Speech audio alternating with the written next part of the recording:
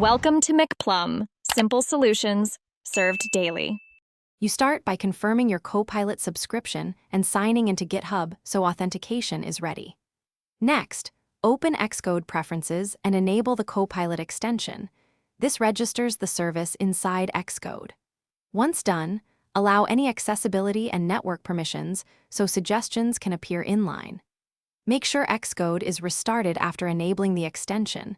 Restarting finalizes extension loading and avoids permission prompts. This gets you from 0 to an active Copilot instance inside Xcode in a single flow. Now configure how Copilot delivers help.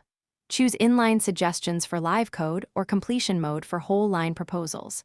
You should assign convenient key bindings for accepting, cycling, and dismissing suggestions so the flow stays fast. When coding, give short prompts and comments, or write a clear function signature to steer suggestions toward the intended behavior.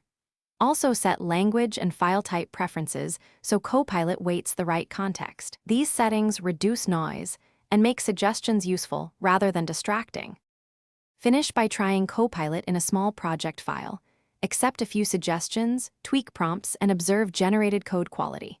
If output is off, change the prompt style, toggle inline mode, or adjust suggestion frequency until it matches your workflow.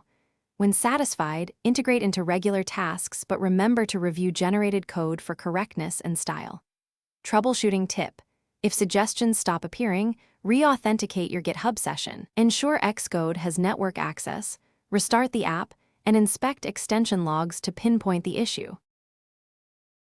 Thanks for watching. Stay juicy and subscribe.